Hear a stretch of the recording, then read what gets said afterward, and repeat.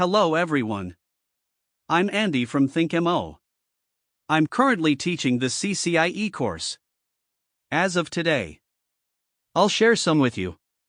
Technology related to CCNA, CCNP, and CCIE. Our topic today is how to send oversized packets in IPv6. The first thing we need to know is what is an oversized bag. The second problem is how to send oversized packets in IPv6. We're usually in networks that involve IPv4. There is the concept of MTU. It is usually a fixed size of 1,500 bits. The packet contains more than 1,500 bits. We usually think of it as an oversized bag. The original caliber was only this big. And then it went over my size. Then you have to do a partition. That's the sharding behavior. So how many pieces do we divide it into? We need to split it into 1,500 bytes or less. When we cut it up, and then one by one. That is, as long as it exceeds the specified MTU value. Usually the device interface is involved. Let's say I want to send a data. But this interface on this link. The MTU value is 1,500. And the packet is 1,600. The data won't be sent out at this point. So we're going to fragment. After the presentation of oversized bags. First we need to know. In IPv4, when the intermediate device cannot send data, it might just fragment. For example, first, there is device R1. It sends a packet of 1,500 bytes. And then it connects to R2. The MTU value of R2 is 1,300. And then we have a device here, R3, attached. The MTU value of the R3 interface is 1,300. When R1 sends out the data, it's 1,500. By the time we get to this device in the middle, R2, it's going to fragment. The MTU value of the R2 interface is 1,300. R2 received packet 1,500. Procedure. It's not going to go out. So you have to fragment. That is, for intermediate devices in IPv4. Packet fragmentation is allowed. And that could lead to a problem. It causes the forwarding latency to become higher. But without fragmentation, I can't get the data out. So it's not easy to operate.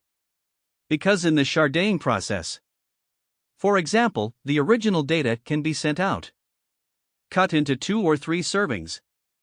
First of all, in the cutting process, the delay will not increase, which means it takes time to process. Its second problem was cut after. Several copies of the data are sent. The other party, after all, received. You want to combine several pieces of data into one piece. It takes time. This leads to overall data sending from source to destination results in increased latency. It just takes a little longer. In IPv6, you can send very large packets. R1 is 1,500 bytes. If R2 is 1,300. R3 is also 1,300. So how does it work? One thing to note. It doesn't just send out 1,500 bytes. Let's take a more graphic example. Let's say we have a 3,000 byte packet. And then we have the same structure up here. So R1 is 1,500. The first thing to do is fragment. Cut it into pieces. And send it to R2. This R2 device is 1,300. The data can't be sent. It will then reply to R1 with a message. Mainly using IPv6. Packet 2 big error message. It has a type value of 2. You don't have to worry too much about that. And what it means is, this packet is too big to send. And it will carry its own MTU of 1,300. The device is then notified that the R1 packet is too large to send. This is the device R1 at the source. After receiving an error message, I'm just going to redo each piece of data. The split is 1300 or less.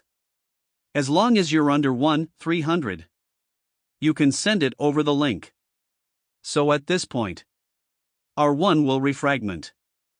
I'll do it on the 1300 scale. Divide it into pieces. Then there might be more fragments. After shardaying, I can go straight from R1 to R2 or R3.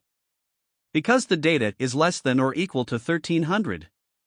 Every packet that follows shardaying is based on 1,300.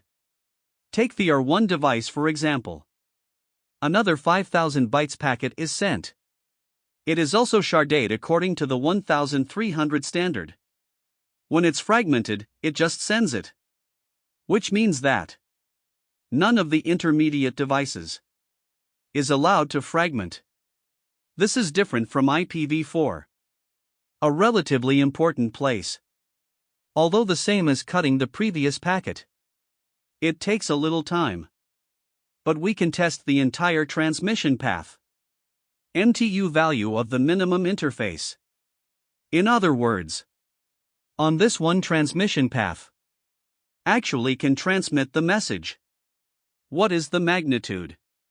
When the tests come out, the original equipment follows this standard every time. To do the shardaying. Once it's cut, it's ready to go.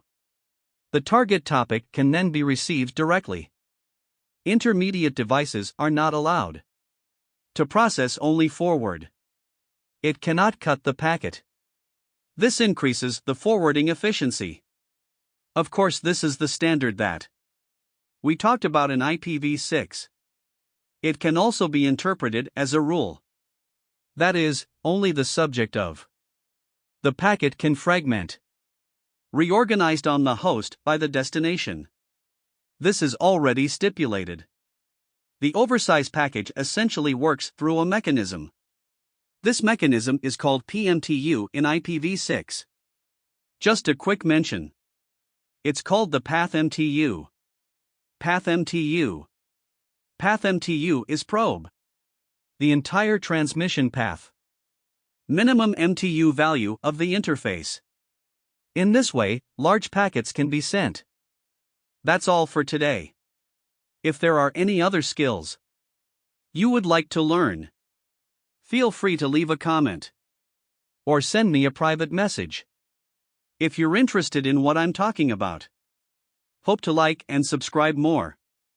Thank you. See you next time.